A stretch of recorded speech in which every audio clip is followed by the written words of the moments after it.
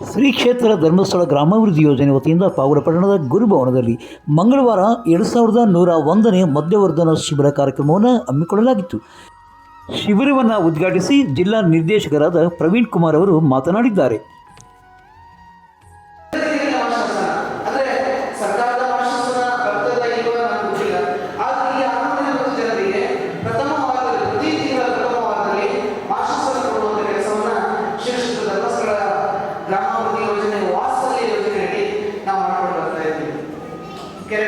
ಇರ್ಬೋದು, ಶುದ್ಧಗಂಗಾ ಕಾರ್ಯಕ್ರಮ ಇರ್ಬೋದು, ಅಥವಾ ಇನ್ನು ಬೇರೆ ಬೇರೆ ಬಹಳಷ್ಟು ಡೈರಿಗೆ ಬೇಕಾದಂಥ ಕಾರ್ಯಕ್ರಮ ಇರ್ಬೋದು, ಅಥವಾ ಒಬ್ಬ ಸೋದರ ಅಂತ ಹೇಳಿದ್ರೆ ಅವನಿಗೆ ಚಿಕಿತ್ಸೆಗೆ ಬೇಕಾದಂಥ ಹಣವನ್ನು ಕೊಡೋದಿರ್ಬೋದು, ಎಲ್ಲ ವಿಚಾರಗಳಲ್ಲಿಯೂ ಶ್ರೀ ಕ್ಷೇತ್ರ ಧರ್ಮಸ್ಥಳ ಗ್ರಾಮಾಭಿವೃದ್ಧಿ ಯೋಜನೆ ಕೆಲಸ ಮಾಡ್ತಾ ಇದೆ. ಪೂಜ್ಯರ ಆಶಯ ಕೇಳಿದ್ರೆ ಇವತ್ತಿಗೂ ಅವರು ಮಾತನ್ನ ಹೇಳ್ತಾರೆ. ಏನು ಕೇಳಿದ್ರೆ ಶ್ರೀ ಕ್ಷೇತ್ರ ಧರ್ಮಸ್ಥಳದ ಕೀರ್ತಿ ಇದ್ರೆ ಅದು ಶ್ರೀ ಕ್ಷೇತ್ರ ಧರ್ಮಸ್ಥಳ ಗ್ರಾಮಾಭಿವೃದ್ಧಿ ಯೋಜನೆಯ ಕೆಲಸ ಕಾರ್ಯಗಳಲ್ಲಿ. ಮಧ್ಯವರ್ಧನ ಶಿಬಿರದಿಂದ ಮದ್ಯಪಾನ ಬಿಟ್ಟಂಥ ಕುಟುಂಬಗಳು ಆರ್ಥಿಕ ಸ್ಥಿತಿಗತಿ ಬಗ್ಗೆ ಅತ್ಯಂತ ಅಚ್ಚುಕಟ್ಟಾಗಿ ಮಾಜಿ ಶಾಸಕರಾದ ಕೆ.ಎಂ. ತಿಮ್ಮರಾಯಪ್ಪ ಮಾತನಾಡಿದ್ದಾರೆ. ಪ್ರತಿಯೊಬ್ಬರು ಕೂಡ ಆರೋಗ್ಯವಂತರಾಗಿ ಒಳ್ಳೆಯ ಜೀವನವನ್ನು ನಡೆಸಬೇಕು. ಕುಟುಂಬದ ಜೊತೆಯಲ್ಲಿ, ನೆರೆಹೊರೆಯ ಜೊತೆಯಲ್ಲಿ ಅತ್ಯುತ್ತಮವಾದಂಥ ಒಂದು ನಡವಳಿಕೆಯನ್ನು ಇಡಬೇಕು ಅಂತ ಹೇಳಿ ಇದರ ಉದ್ದೇಶ.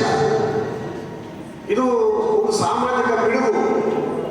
ಈ ಸಾಮಾಜಿಕ ಪಿಡುಗನ್ನು ಹೋಗಲಾಡಿಸಲಿಕ್ಕೆ ಅನೇಕ ರೀತಿಯ ಹೋರಾಟಗಳು ನಡೀತಲೇ ಇದೆ. ಒಂದು ಕಡೆ ಸರ್ಕಾರ ಪ್ರೋತ್ಸಾಹ ಕೊಡ್ತಕ್ಕಂಥ ಒಂದು ಕಡೆಗೆ, ಮತ್ತು ಈ ಒಂದು ಮಂಡಳಿ ಮಾಡಿದ್ದಾರೆ, ಇದು ಕಂಟ್ರೋಲ್ ಮಂಡಳಿ ಮಾಡಿದ್ದಾರೆ. ಅಲ್ಲಿಂದ ಏನು ಕೆಲಸಗಳಾಗ್ತಲ್ಲ ಅಂತ ಒಂದು ಬೋರ್ಡ್ ಹಾಕಿರ್ತಾರೆ. ತಾಲೂಕು ಆಫೀಸು, ಒಂದು DC ಆಫೀಸು, ಒಂದು ಈ ಥರ ಒಂದು ಬೋರ್ಡ್ ಹಾಕಿರ್ತಾರೆ. ಬಟ್ ಇದು ಪ್ರೋತ್ಸಾಹ ಕೊಡ್ತಕ್ಕಂಥದಕ್ಕೆ ಸರ್ಕಾರ ಹೆಚ್ಚೆಚ್ಚು. ತುಮೂಲ್ ನಿರ್ದೇಶಕರಾದ ಚೆನ್ನಮಲ್ಲಯ್ಯ ಮಾತನಾಡಿದ್ದಾರೆ.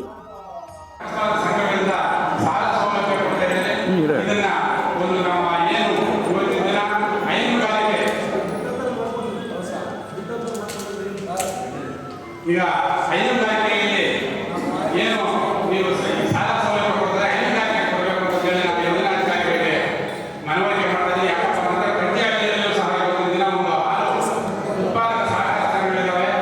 ಈ ಜನ ಏನ್ ಮಾಡ್ತಾರೆ ಅಂದ್ರೆ ಸಾಲ ಕೊಟ್ಟ ತಕ್ಷಣ ಯಾವುದೋ ಒಂದು ವಿಧವಾದಂತಹ ಕಾರ್ಯಕ್ರಮಗಳನ್ನು ಉಪಯೋಗಿಸಿಕೊಂಡು ಅದು ಮರುಪಾವತಿ ಮಾಡದೆ ಸುಸ್ಥಿತಾರರಾಗಿ ಅನೇಕ ಸಂಘ ಸಂಸ್ಥೆಯ ಹಣನೂ ಸಹ ವ್ಯರ್ಥವಾಗುತ್ತೆ.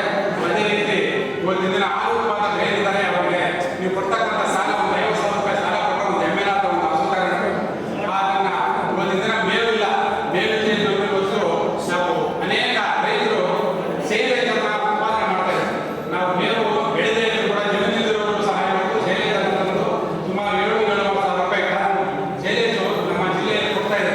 ಆ ಸೇಲೆಜ್ ಹಾಕಿ ಹೆಚ್ಚಿನ ರೀತಿಯಲ್ಲಿ ಹಾಲು ಉತ್ಪಾದನೆ ಮಾಡಿ ಇವತ್ತಿನ ದಿನ ಪ್ರತಿ 15 ದಿನಕ್ಕೊಮ್ಮೆ ನಾವು ಬಂಡವಾಳ ಕೊಡ್ತಕ್ಕಂಥ ಕಾರ್ಯಕ್ರಮವನ್ನು ಸಹ ನಾವು ಹಾಲು ಉತ್ಪಾದನೆಯಲ್ಲಿ ಕೊಡ್ತಾ ಇದ್ದೇವೆ. ಸಂಘದ ಮುಖಾಂತರ ನೀವು ಇಟ್ಟಿರ್ತಕ್ಕಂಥ ಬಂಡವಾಳ ನೀವೇನು ಹಸುಗಳು ತರ್ತೀರಿ, ಆ ಹಸುಗಳಿಗೆ ನಾವೇ ಇನ್ಸೂರೆನ್ಸ್ ಮಾಡಿಸ್ತೀವಿ.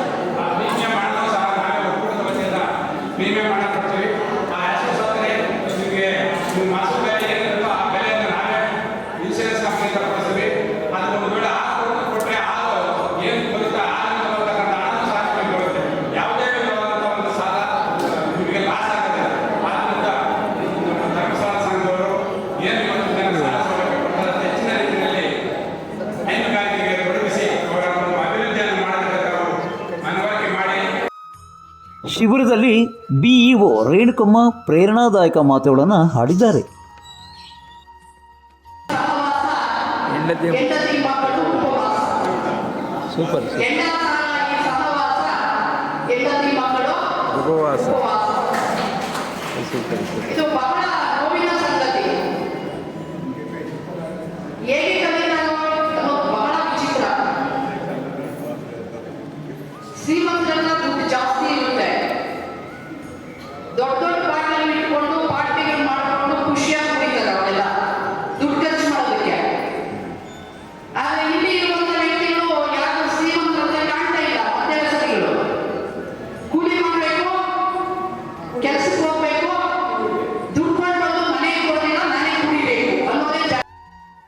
ಇನ್ನು ಈ ಒಂದು ಶಿಬಿರದ ಉದ್ಘಾಟನಾ ಕಾರ್ಯಕ್ರಮದಲ್ಲಿ ಶಿಬಿರದ ಅಧ್ಯಕ್ಷರು ಮತ್ತು ರೈತ ಸಂಘದ ಅಧ್ಯಕ್ಷರಂತ ಜಿ ನರಸಿಂಹರೆಡ್ಡಿ ಮಾತನಾಡಿದ್ದಾರೆ. ಮಧ್ಯದಲ್ಲಿ ಕಲ್ತ್ಕೊಂಡಿದ್ದೀರಾ, ಅದನ್ನ ಬಿಡಬೇಕಾದ್ರೆ ಇವತ್ತೊಂದು ಶಿಬಿರ ನಿಮ್ಗೇನು ಟ್ರೀಟ್ಮೆಂಟ್ ಕೊಡೋದಿಲ್ಲ.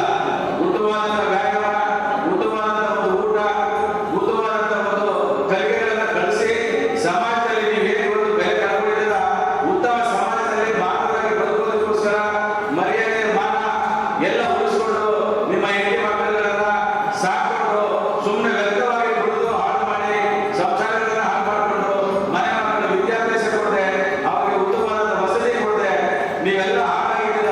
ಅದನ್ನ ಉಳಿಸ್ಕೋಬೇಕಾದ್ರೆ ಒಂದು ಶಿಬಿರದಲ್ಲಿ ನೀವೆಲ್ಲ ಭಾಗವಹಿಸಿದ್ದೀರ. ಉತ್ತಮವಾಗಿ ಶಿಬಿರದಲ್ಲಿ ನೀವು ಭಾಗವಹಿಸಿ ಮುಂದಿನ ಸಮಾಜದಲ್ಲಿ ನಾವೆಲ್ಲರೂ ಕೂಡ ಉತ್ತಮವಾಗಿ ಬೆಳೆದು ನಿಮ್ಮ ಸಂಸಾರಗಳನ್ನ ಉತ್ತಮ ರೀತಿಯಲ್ಲಿ ಸಾಕೊಂಡು ನಿಮ್ಮ ಸಂಸಾರ ಉತ್ತಮ ರೀತಿಗೆ ನೀವು ತರ್ತೀರಾದ ಸಂದರ್ಭದಲ್ಲಿ ಕೇಳ್ತಾ ಇದೆ.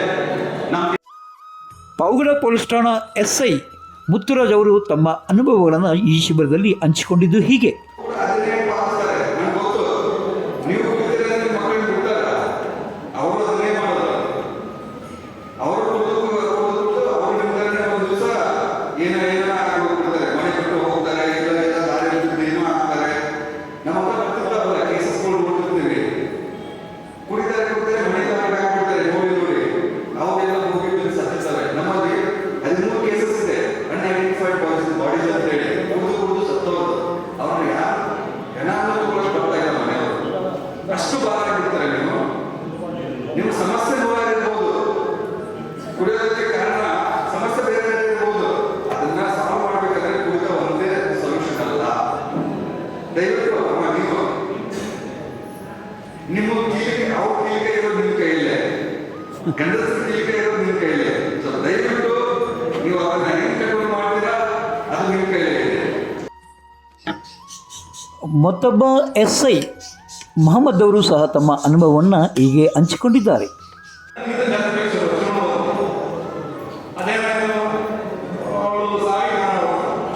ಅದಕ್ಕೆ ನಿಮ್ಮಿಂದಲೇ ಅದನ್ನು ಶುರುವಾಗಬೇಡ.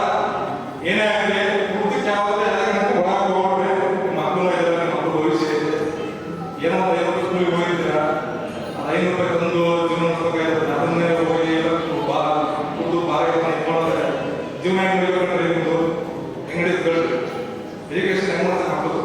ನಿಮ್ಮ ಮಕ್ಕಳು ನಾಳೆ ನಿಮಗೆ ಇದಾಗ್ತಾರೆ. ಆಯ್ತಾ? ಯಾಕಂದ್ರೆ ನಾವು ಅನುಭವ ನೋಡಿದ್ವಿ, ನೀವು ಅನುಭವ ಹೋಗಿರುತ್ತೆ. ಅದಕ್ಕೆ ಎಷ್ಟು ಇರ್ಬೇಕು ಅಷ್ಟು ಇರ್ಬೇಕಷ್ಟೇ, ಲಿಮಿಟ್ಸ್ ದಾಸ ಅದೇನೇ ಒಂದು ಪ್ರೋಗ್ರಾಮ್ ಇಟ್ಟರೆ. ಜನಜಾಗೃತಿ ಯೋಜನೆಯ ಜಿಲ್ಲೆಯ ನಿರ್ದೇಶಕರಾದ ತಿಮ್ಮನಾಯ್ಕರು ಶಿಬಿರವನ್ನು ಕುರಿತು ಮಾತನಾಡಿದ್ದಾರೆ. ವಿಶ್ವ ಆರೋಗ್ಯ ಸಂಸ್ಥೆ ಅನುಮೋದನೆ ಮಾಡಿದಂತೆ ಖ್ಯಾತ ಮನೋರೋಗ ತಜ್ಞರು ಸೂಚಿಸಿದಂತೆ ನಮ್ಮ ಟ್ರೀಟ್ಮೆಂಟ್ ಪ್ರೋಸೆಸ್ ಪ್ರಾರಂಭ ಮಾಡ್ತೇವೆ. ನಾವು ಕೊಡುವಂತೆ ಇಲ್ಲಿಯ ವ್ಯವಸ್ಥೆ ಇಲ್ಲಿ ಯಾವುದೇ ರೀತಿ ಜೋರು ಮಾಡಿ ಅಥವಾ ನಿಮ್ಮಂಗಸಿ 4 ಪೆಟ್ಟು ಕೊಟ್ಟು ಬೇರೆ ಪ್ರಮಾಣ ಮಾಡಿ ಅಥವಾ ಕಿವಿಯಲ್ಲಿ ಯಾವುದೇ ಕಾರಣಕ್ಕೂ ವ್ಯಕ್ತಿಯನ್ನು ಪರಿವರ್ತನೆ ಮಾಡಲಿಕ್ಕೆ ಸಾಧ್ಯ ಇಲ್ಲ. ಇಲ್ಲಿ ಮಾಡುವಂಥದ್ದು ಹೃದಯವನ್ನು ಮಾಡಿದವರಿಗೆ ಪ್ರೀತಿಯಿಂದ ಅವರನ್ನು ಪರಿವರ್ತನೆ ಮಾಡುವಂಥ ಕೆಲಸಗಳನ್ನು ನಾವು ಮಾಡ್ತಿದ್ದೇವೆ. ಆದ್ರಿಂದ ಇವತ್ತೇನು ಅವರು ಕಿರಿಕಿರಿ ಮಾಡ್ತಾರೆ, ನಮಗೆ ಬೇಜಾರಾಗಿದೆ. ಆಕ್ಚುಲಿ ಕುಡಿಯೋರು ಯಾರು ಕೂಡ ಕೆಟ್ಟವರು ಅಲ್ಲ, ಅವರೆಲ್ಲರೂ ಒಳ್ಳೆಯವರು, ಕೆಟ್ಟದ್ದು ಬಗ್ಗೆ ಮಾತ್ರ. ಆದ್ರಿಂದ ಇವತ್ತು ಫಸ್ಟ್ ಡೇ, ಇನ್ನು 2 ದಿವಸ ಬಂದು ನೋಡಿ ಸರ್ ನೀವು. ಶಿಬಿರದ ಉದ್ಘಾಟನಾ ಕಾರ್ಯಕ್ರಮದಲ್ಲಿ ಶ್ರೀ ಕ್ಷೇತ್ರ ಧರ್ಮಸ್ಥಳ ಗ್ರಾಮಾಭಿವೃದ್ಧಿ ಯೋಜನೆಯ ತಾಲೂಕು ಯೋಜನಾಧಿಕಾರಿ ಮಹೇಶ್, ಜನಜಾಗೃತಿ ವೇದಿಕೆಯ ಸದಸ್ಯರಂತ ರತ್ನಮ್ಮ, ರಾಜಗೋಪಾಲ್, ಅಶ್ವತ್ಥ ನಾರಾಯಣ್ ಮತ್ತು ಸತ್ಯ ಲೋಕೇಶ್ ಹಾಗೂ ಪುರಸಭೆಯ ಮಾಜಿ ಸದಸ್ಯರಂತ ವೆಂಕಟರಮಣಪ್ಪ, ವಿಶ್ವನಾಥ್ ಸೇರಿದಂತೆ ಸಿಬ್ಬಂದಿ ಮತ್ತು ಶಿಬಿರಾರ್ಥಿಗಳು ಹಾಜರಿದ್ದರು. ಪಾವಗಡ ತಾಲೂಕಿನ ತಾಜಾ ಸುದ್ದಿಗಳಿಗಾಗಿ ನಮ್ಮ ಚಾನಲನ್ನು ಪಾವಗಡ ಪವರ್ ನ್ಯೂಸ್ ಅಂತ ಟೈಪ್ ಮಾಡಿ ಸಬ್ಸ್ಕ್ರೈಬ್ ಮಾಡಿ, ಜಾರಿ ಪ್ರೋತ್ಸಾಹಿಸಿ, ಬೆಂಬಲಿಸಿ, ಲೈಕ್ ಮಾಡಿ, ಶೇರ್ ಮಾಡಿ. ನಾನು ನಿಮ್ಮ ಸತ್ಯ ಲೋಕೇಶ್, ಸಂಪಾದಕರು, ಪಾವಗಡ ಪವರ್ ನ್ಯೂಸ್.